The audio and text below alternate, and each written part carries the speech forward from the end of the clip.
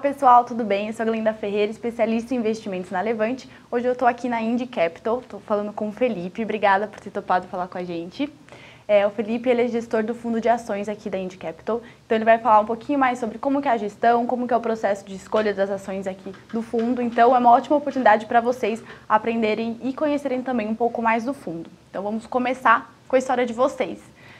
Vocês começaram em 2011, né? Você também é um sócio fundador. Conta um pouco como foi o processo e como você chegou até aqui, conta um pouco da sua história e tudo mais. Quais são os fundos que vocês têm?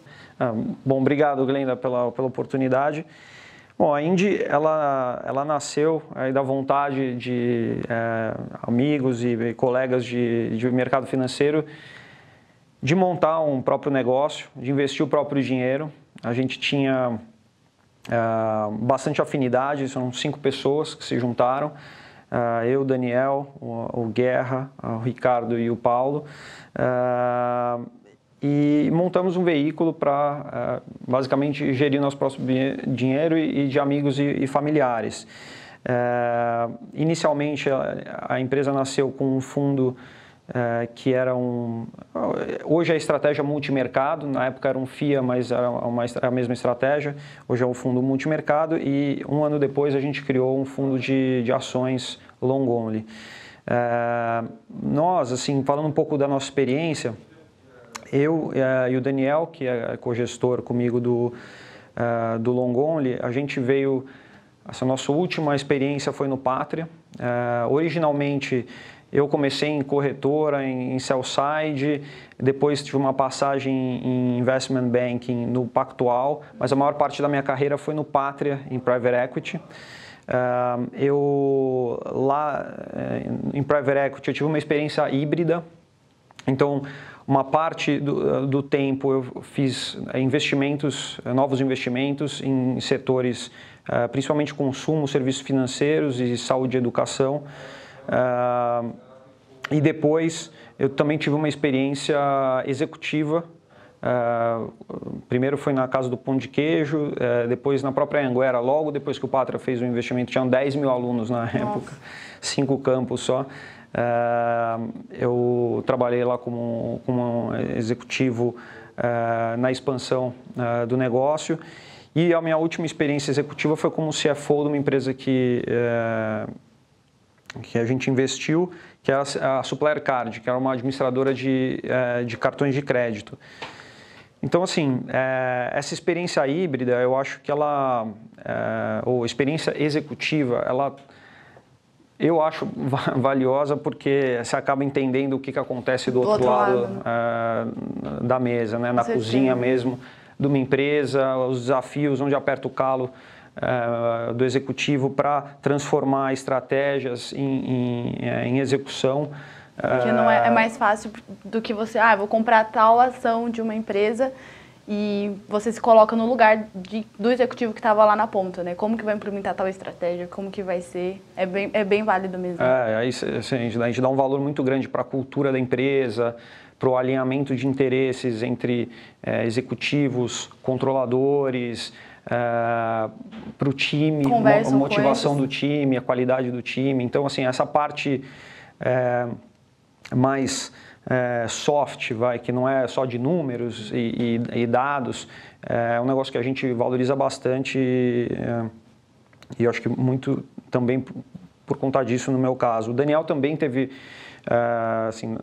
ele começou fazendo M&A no ABN, depois ele teve uma experiência no Pátria também, onde ele também fez novos negócios, fez em educação, saúde e teve uma experiência executiva também como CFO de uma empresa que foi investida pela Anhanguera de preparatório para concursos públicos, que era o LFG, e depois como diretor de M&A da Anhanguera. E, além disso, tinha um Paulo, que era do LFG originalmente, que veio fazer parte com a gente desse grupo original, e o Guerra e o Cadão, que aí já tinham um histórico mais do mercado de ações, né, de bolsa. Eles trabalharam, acho que a última vez que eles trabalhavam juntos foi na Quest, e aí o Ricardo depois ainda trabalhou na Mirai. Mas assim, a gente se juntou, essa combinação aí de vontades e de conhecimentos e montamos a Indy. E o que vale bastante também para quem é investidor é porque é uma forma que vocês estão investindo dinheiro de vocês, então tem totalmente o olho do dono, o cuidado, então conta bastante para o investidor. Com certeza. A gente acredita muito, não só do nosso fundo, com certeza, mas das empresas que a gente investe e em geral, acho que no mundo, assim, você ter aquela expressão skin in the game, né, de você realmente tá sentindo na própria pele os efeitos das suas próprias decisões e ações, acho que é muito importante para você alinhar o teu cliente com você. Na verdade, você é um cliente também do teu próprio trabalho. Se oscila, você está sentindo. Então, assim, isso eu acho que é uma condição sine qua non do que a gente faz e do que a gente acredita. Bacana. Eleições brasileiras. A gente sabe que aqui não é para iniciante, né? Vamos começar simples. bem fácil, mas é o que todo mundo quer saber hoje em dia. Como que vocês estão se posicionando para as eleições? Cada dia uma montanha-russa, está bem complicado, uma notícia que sai, outra hora é uma facada. Como vocês estão posicionando? Tem algum tipo de seguro? Como que vocês estão enxergando daqui até outubro? Tá. Bom, eleições, eu acho que tem dois níveis de análise que eu faria aqui. Primeiro, eu acho que tem uma situação meio binária nessas eleições, potencialmente binária, em relação ao futuro do Brasil, né? Acho que mais do que em outros momentos, talvez recentes da história, a gente tem uma polarização muito grande entre visões de mundo, visões de país, do papel do Estado, e com isso eu acho que assim, o Brasil, a única certeza que eu tenho é que o Brasil vai sair meio dividido dessas eleições, mais do que entrou. A gente espera uma eleição muito disputada até o final. A gente tá ficando claro que provavelmente a gente vai ter Bolsonaro contra Haddad no segundo turno, seria, eu acho que o cenário base. E aí, assim, acho que de um lado você tem um candidato de esquerda, que seria o Haddad, eventualmente um Ciro, que acreditam no Estado grande, que falam em algum compromisso com a área fiscal, mas que para você hoje, o Brasil está quebrado, e para você resolver o problema do país hoje, você precisa de um corte de gastos muito grande, cortar benefícios de uma forma bastante drástica e cortar direitos de pessoas, de aposentadoria, enfim, e outros, de uma forma bastante drástica, e ao mesmo tempo recuperar a atividade e a arrecadação. Para você recuperar a atividade e a arrecadação, você precisa de confiança. Então, hoje, acho que o cenário que a gente tem é uma insegurança se esse governo vai ser capaz de promover as medidas necessárias de redução de gastos e, com isso, estimular a confiança dos investidores para realmente colocar dinheiro no país. Sem isso, o Brasil está quebrado e precisa de uma ajuda. A questão é mais assim, se a gente vai fazer as reformas necessárias já ou daqui a alguns anos de uma forma muito mais dolorosa, estilo Grécia, assim, em algum momento vai ter que ter. E aí do outro lado você tem o Bolsonaro, que é uma pessoa que tem um discurso bastante liberal, mas que não tem um histórico liberal de votação, não é esse histórico dele. As ideias do Paulo Guedes são muito boas, mas a gente não sabe até que ponto ele vai aguentar ficar, né? Ele nunca participou de governo, ele não tem a cancha de negociar com o Congresso, várias das matérias vão ter que ter 2/3 de aprovação. Então, eu acho que nesse ambiente, é um ambiente de risco. E que se for, o Bolsonaro, eu acho que ainda tem uma chance de, eventualmente, ter uma situação favorável de estímulo liberal aí, na economia. E com a esquerda, eles sinalizam um compromisso fiscal, mas o que mais me preocupa, além do compromisso fiscal, é o enfraquecimento das instituições. Porque um país ele só consegue realmente ser desenvolvido com instituições sólidas. Então, esse é o panorama de fundo, né? Em relação ao nosso posicionamento e a cabeça para investimento, do ponto de vista cíclico, o momento para investir em ações, ele É bom. A gente tá positivo em relação ao movimento de ações, com esse adendo que é assim, o risco de eleição. Mas o ambiente, tirando as eleições, ele é bom, porque a gente veio nos últimos 3 anos de uma queda de 8% do PIB, com uma estabilização do PIB, e agora era o momento de retomada, que foi interrompido esse ano porque o Temer ele não tem liderança, não tem legitimidade de liderança política, não conseguiu evoluir. Por exemplo, aprovar reformas. Exatamente, para aprovar reformas, e ao mesmo tempo você teve uma conjuntura macro que culminou aí na greve dos caminhoneiros e que foi a meio que botou água no chope aí da retomada. Mas a retomada ela está contratada se tiver mínimas condições, né? A gente tem um ambiente de inflação baixa, os juros longos eles estão estressados hoje com esse risco fiscal. Clima eleitoral, mas acho que reflete o risco fiscal, mas você tem um ambiente de juros curtos relativamente baixos. Aliado a isso, o crédito está subindo, então os bancos estão acelerando a concessão de crédito de pessoas físicas e o começo de pessoas jurídicas de pequeno porte e daqui a pouco de grande porte também, que daria um estímulo. Você tem uma situação de desemprego alto, quer dizer, eu acredito mais que o desemprego com a retomada vai cair, né? Então você tem um espaço de força de trabalho disponível para ser absorvida pelas indústrias. E além disso você tem um cenário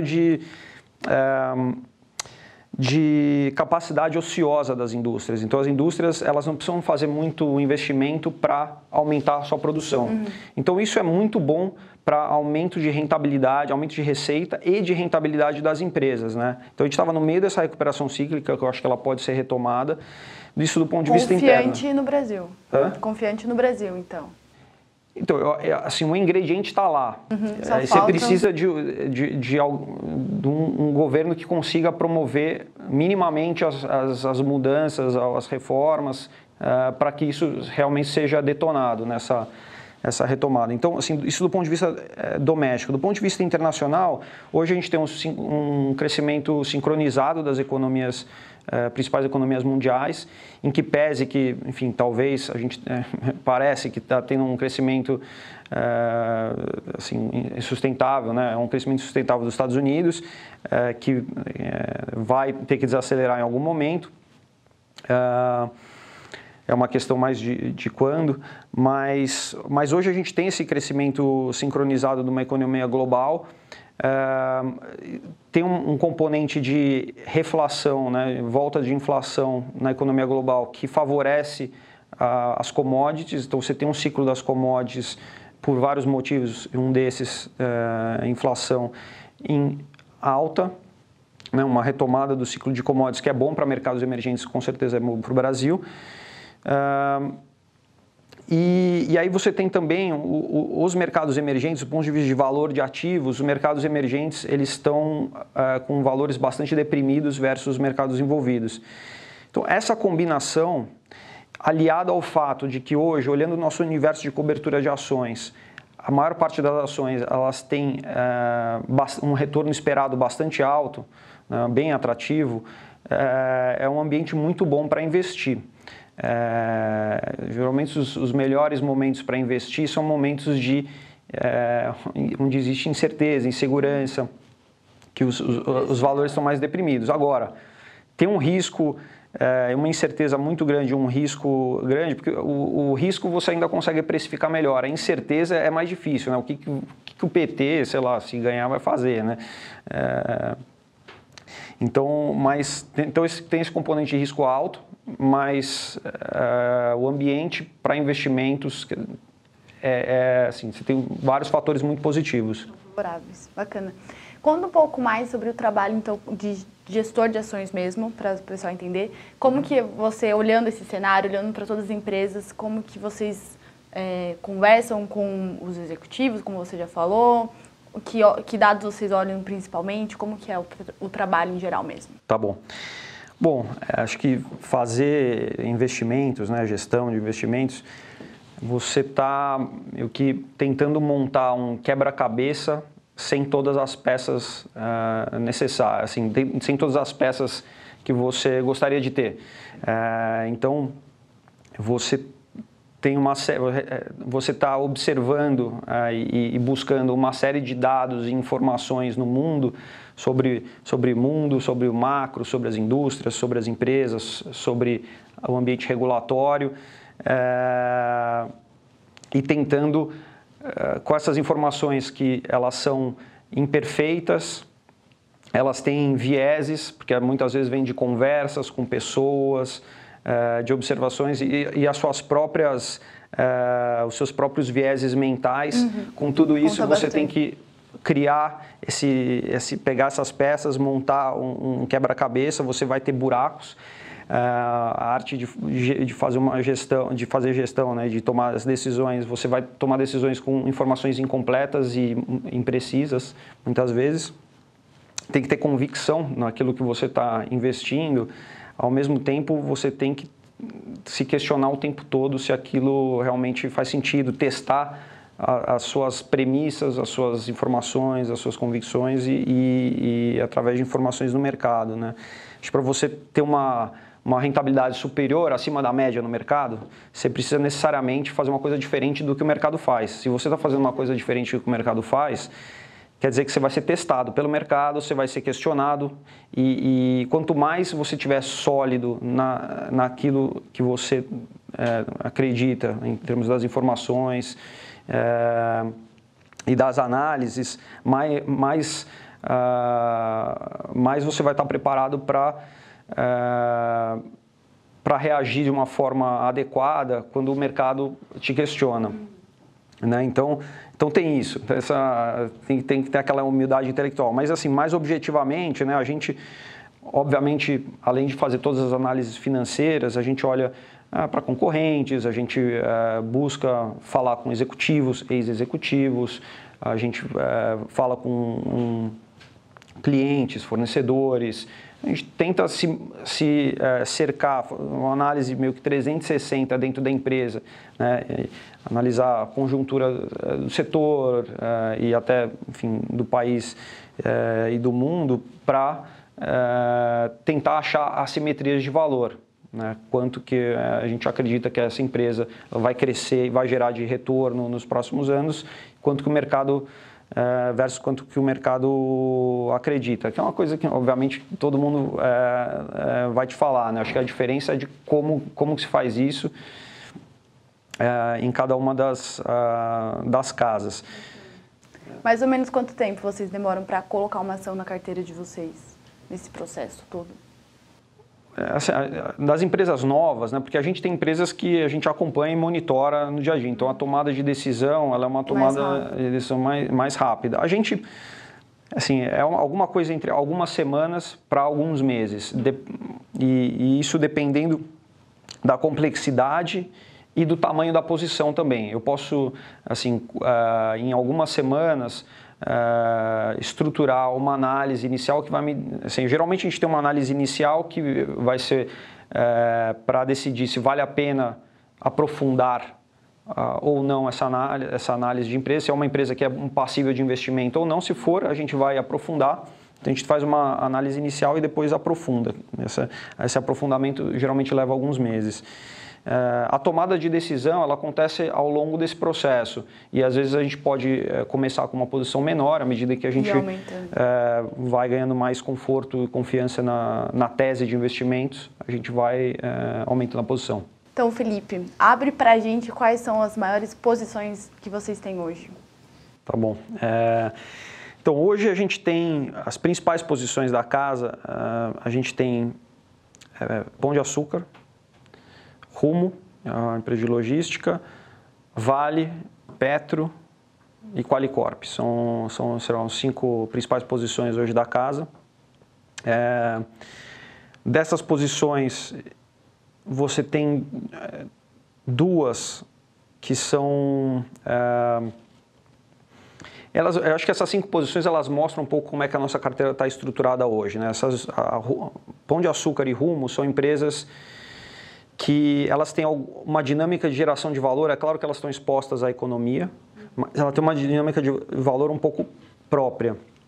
O Pão de Açúcar, ele um processo aí de reestruturação, principalmente da área de multivarejo, que você tem a área do açaí, do atacarejo, e o multivarejo está em reestruturação agora. O Pão de Açúcar sofreu muito nos últimos anos, qualquer um como consumidor do Pão de Açúcar sabe o quão deprimido, negligenciado foram as lojas. Então eles estão investindo em frutas, verduras e legumes, nos perecíveis. Então eu gosto muito desse exemplo que eles dão, né, e que a gente está vendo na prática.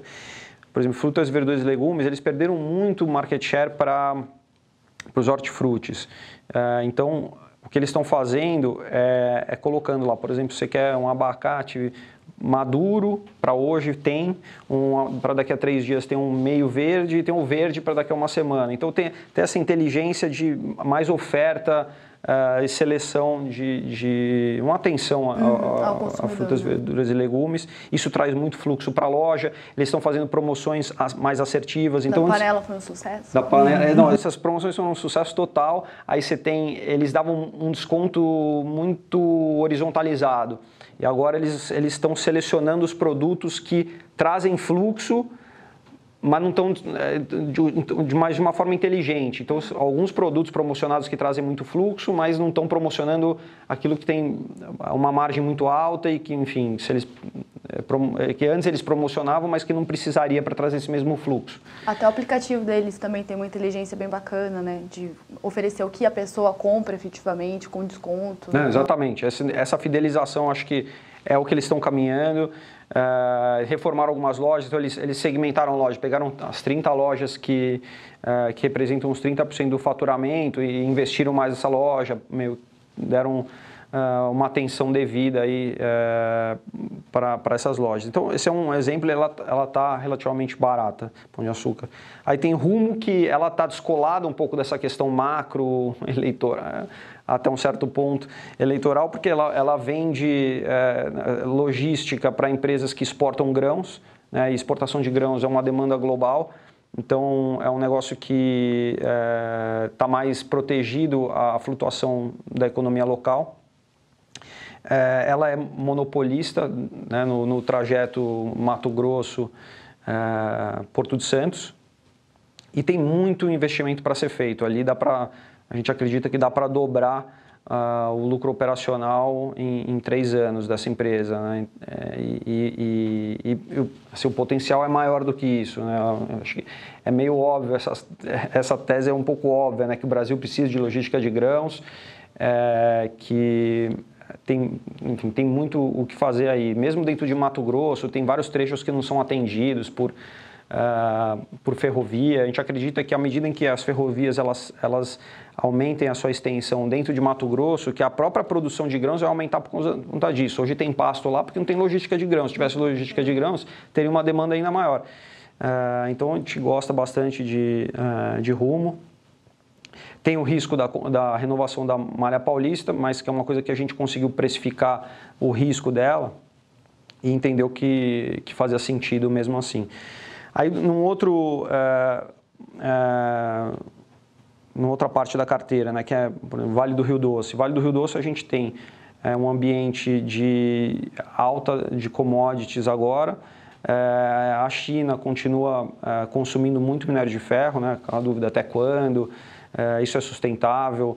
É difícil, quando se trata de China, é difícil você saber o que ter uma noção muito clara do que vai acontecer, mas o fato é que assim, o consumo tem sido muito grande e no caso da Vale, a Vale ela é beneficiada porque ela tem um minério de melhor qualidade e a China ela mudou a política dela de regulamentação de produção de aço e hoje, como o preço do aço está alto, as siderúrgicas querem produtividade, o minério de alta qualidade oferece isso e, além disso, ele é menos poluidor e que a China está combatendo a poluição lá. Então, você tem o spread de preços para minério de alta qualidade subiu muito. Então, você tem a questão de commodities e do minério e, especificamente da Vale, a qualidade do minério dela e ela está num preço bastante interessante hoje.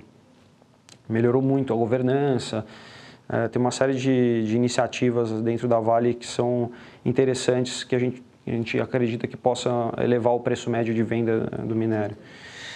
Aí Petro é um negócio bastante voltado, aí sim, muito eleição, porque o PT acho que seria um desastre para Petro, mas se ela conseguir, se não tiver esse cenário a Petro e conseguir manter uma gestão de mercado dentro da Petro, a Petro está muito barata, o petróleo está num nível bastante interessante, quase $80, e ela, além de estar barata pelo que ela já produz, ela está em crescimento, tem um crescimento de produção planejado aí do plano de negócio dela bastante grande e com custo marginal de produção, hoje o pré-sal ele tem um custo muito baixo, comparado com o mundo, assim, é um dos mais baixos. Você tem várias opcionalidades que seriam vender alguns ativos específicos da Petro que poderiam ser muito geradores de valor, além da questão da cessão onerosa. Então, Petrobras, eu acho que é um dos principais papéis aí, ou ações para se ter, no caso de uma eleição de um candidato liberal. E a Qualicorp. Qualicorp, eu acho que aí é um investimento que a gente está fazendo num ambiente de alto desemprego. A Qualicorp, ela vende plano de saúde, é uma corretora de plano de saúde, e ela sofre muito com desemprego alto, além de perder as vidas, né, dos planos, ela também sofre o downgrade, né, a pessoa ela tinha um plano, ela desce o nível do plano para conseguir pagar, porque você teve uma inflação médica muito alta nos últimos anos. Então ela sofreu muito por conta disso e a gente acha que o momento de investir numa ação dessa é justamente quando o desemprego está alto e o resultado está deprimido. Então a gente acha que assim, o desemprego, assim, a retomada do emprego ele demora um pouco mais do que a confiança, por exemplo, do consumo imediato, mas ela está bastante, assim, um valor bastante atrativo para a gente ter um timing aí um pouco talvez maior para a retomada dela, quem sabe vá antes, mas que está num valor aí bastante atrativo. Legal. O que vocês tiveram de maior case de sucesso até agora? Tá. Acho que é interessante que no nosso histórico, assim, não teve um case que representou um percentual gigantesco da nosso histórico, né? São vários cases que contribuíram. Se pegar o case, assim, o investimento que mais contribuiu foi Fleury, que a gente pegou, era uma história de mudança de gestão, a gestão era uma gestão médica, não muito profissional, para uma visão mais de mercado, de rentabilidade, de retorno, que focava em retorno dos investimentos, paralelamente a manutenção, né, a segurança de uma ótima qualidade Fleury. Então, sem abrir mão da ótima qualidade de Fleury, você fazer mais resultado pelo mesmo ativo. Então era muita despesa desnecessária, um potencial da marca muito grande que não estava sendo explorado, então teve uma expansão. Eles fizeram algumas aquisições erradas, ou pagaram caro em algumas aquisições que estavam gerando prejuízo e teve essa gestão nova que entrou e fez uma virada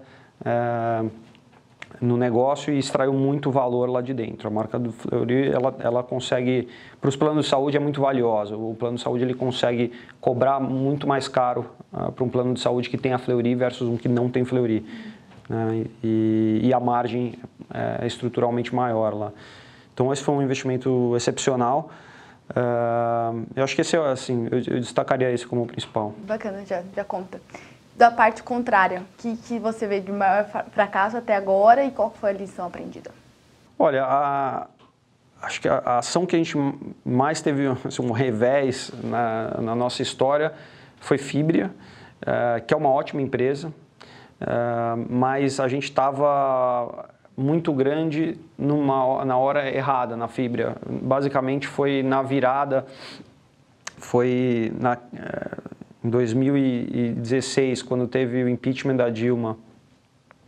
Na verdade foram 2 dias, né, que foi a delação premiada do Delcy e condução coercitiva do Lula, que viraram o mercado, e aí veio, assim, começou toda a guinada de impeachment da Dilma, e a gente estava muito posicionado para um cenário ainda de Brasil que estava dando errado.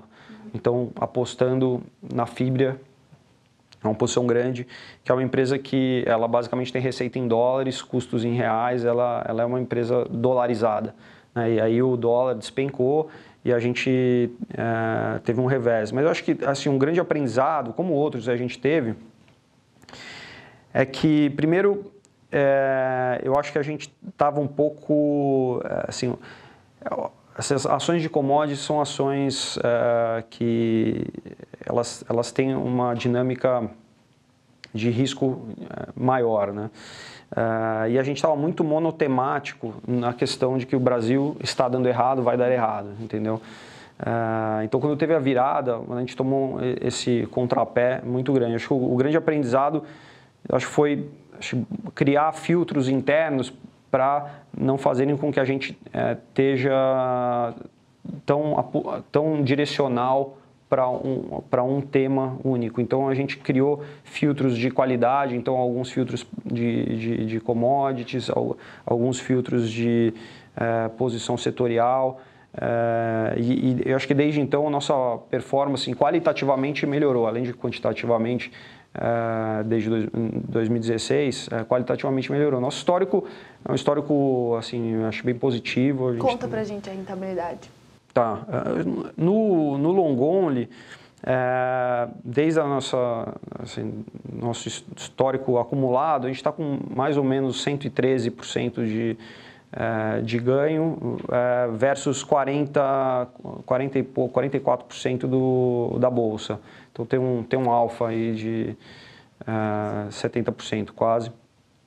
E aí teve os momentos de baixa, né, da bolsa, que, enfim, a gente conseguiu defender bem, e aí teve essa alta recente até recentemente, que acho que foram duas janelas muito diferentes de Brasil e de bolsa. E eu acho que esse histórico de 5 anos é um histórico, assim, pega o desempenho do fundo em duas janelas, momentos de Brasil e de bolsa bem diferentes. Com certeza. Agora, pensando no lado do investidor, pessoa física, brasileiro, o que você vê como maior dificuldade para quem é investidor hoje em dia?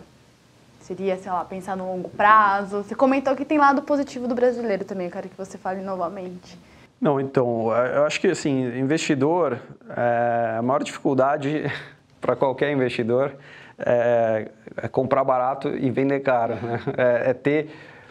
Ter o sangue frio de que, assim, quando as coisas estão muito negativas, provavelmente isso está refletido nos preços das ações, e geralmente é mais momento de comprar do que de vender. E ao contrário, quando tem uma euforia muito grande no mercado, está tudo dando certo, o Brasil primeiro vai ser a Suíça, aí é a hora de vender. Então, não adianta comprar quando o Bonner está falando, olha, gente, está na hora de comprar ação, né? Tem que comprar total, antes. Se o Bonner está falando, provavelmente não dá a hora. Já passou. Mas, brincadeiras à parte, eu acho que, assim, tem esse desafio de quer investir, não é para qualquer investidor, mas essa questão da visão de longo prazo é interessante, porque o Brasil, ele joga muito contra você ter uma visão de longo prazo, né? São juros historicamente muito altos, você tem uma descontinuidade de políticas econômicas muito grande, crises, são crescimentos insustentáveis que acabam, invariavelmente acabam numa frustração em quedas muito grandes de atividade. Então, assim, o histórico do Brasil é bastante errático. Então, alia isso com o fato dos juros estruturalmente no Brasil serem altos, eu acho que a visão das pessoas acaba sendo de mais curto prazo. Mas se você investe em ações que têm diferenciais e conseguem extrair e gerar retorno sobre o capital e lucro consistentes ao longo do tempo, geralmente o prazo, quanto maior o prazo de investimento em termos de anos, maior você, assim, mais correlacionado esse teu investimento vai estar com o crescimento do lucro e menos com o sentimento do mercado num determinado momento, que no curto prazo ele afeta mais, no longo prazo, se você pegar o Itaú ao longo de 10, 15 anos, ele vai ter um retorno parecido com o retorno sobre o capital dele, que é bom.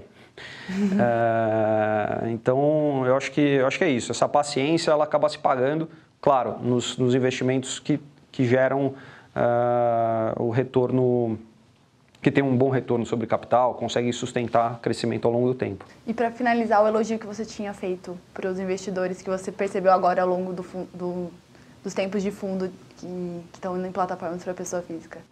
Não, assim, a gente está em algumas plataformas, né, é relativamente recente, faz tanto tempo assim, já é uma base importante aqui do nosso base de investidores.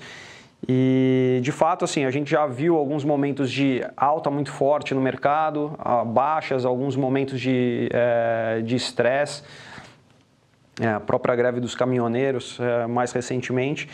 E eu fiquei, assim, bem positivamente surpreso com a resiliência desse investidor pessoa física.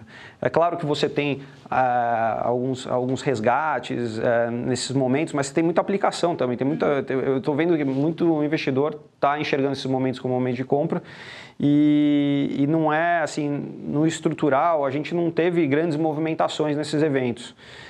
Então, eu acho que eu fiquei bem positivamente surpreso. Eu também fiquei, por isso que eu queria ressaltar para o pessoal também. Então, eu acho que ao longo dos últimos anos, o investidor, assim, com um serviço como o serviço de vocês, consegue diminuir muito a simetria de informações e consegue estar muito mais educado para um investimento em renda variável. E na hora, então, entender o que os movimentos representam e não tomar decisões emocionais. Desespero. É isso. Então, obrigada, Felipe, por ter falado com a gente, conversado. Espero que vocês tenham gostado, pessoal, de conhecer um pouco mais sobre o fundo da Indy. Mais informações no site deles também. E não deixe de acompanhar a Levante em nossas redes sociais. Um abraço e até a próxima.